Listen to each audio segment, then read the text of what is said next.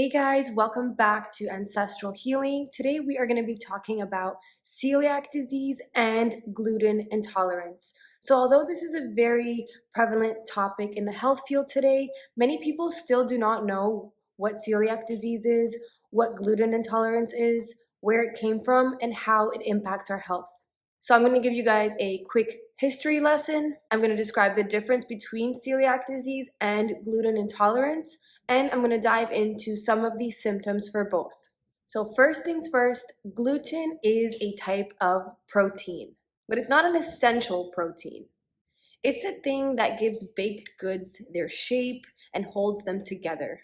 You most commonly find gluten in wheat, rye, and barley.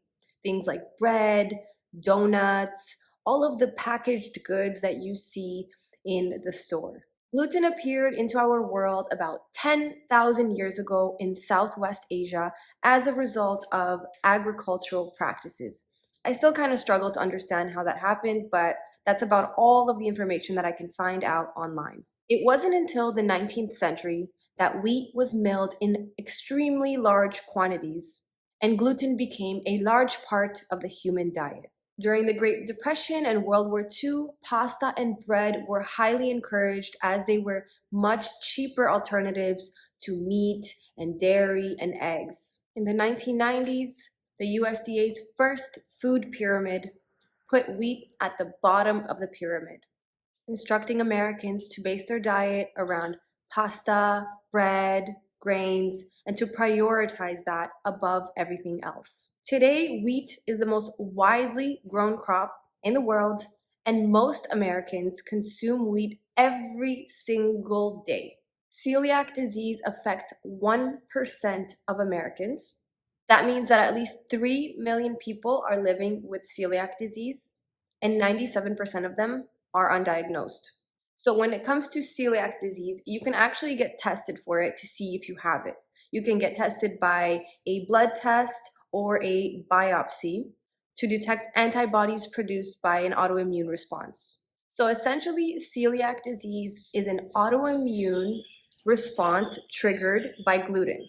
People with celiac disease actually have intestinal damage when they eat gluten. These are some of the symptoms for people who have celiac disease and consume products with gluten. They have symptoms may include bloating, difficulty with bowel movements, diarrhea, abdominal pain. Can also come with many symptoms outside of the GI tract, including anemia, fatigue, skin rashes, headaches, cavities, joint pain, low vitamin D, and B12, and even psychiatric disorders. When you have celiac disease, a tiny crumb of gluten can produce symptoms that last hours or up to days. The treatment is to completely avoid gluten. Okay, so now let's get into gluten intolerance. People who experience an intolerance to gluten may experience similar, if not identical, symptoms that people experience with celiac disease, but they do not have the intestinal damage that those with celiac disease do. But surprisingly enough, people with gluten intolerance experience almost identical symptoms than people who have celiac disease. They have abdominal pain, stomach pain, bloating, diarrhea, constipation, nausea, headaches, brain fog, joint pain, fatigue, neuropathy.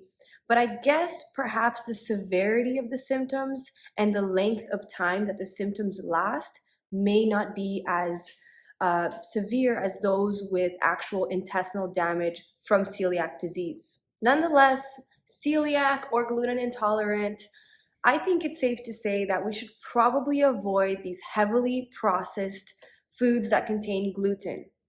What are we really eating them for? When I used to eat my favorite baked goods or bread, it was for flavor, it was for taste, it was the conditioning of many traditions in my family to eat bread with everything. But was it for nutrition? No. Was it for nourishing my body? Absolutely not. So when we get down to the facts, if we're eating something that's wreaking havoc on our bodies, even if it's in a mild form of just feeling bloated, feeling like you have a tummy ache before you go to bed, we should probably stay away from that food. There's better sources that we can get our minerals and our vitamins from. like animal-based foods, which will cause no damage to us. So I hope you guys enjoyed this video today. Thank you so much for watching. Don't forget to give us a like, drop a comment, subscribe. We appreciate all of the support. Hope you watch the other 2 videos on the screen, and I wish you a beautiful weekend ahead.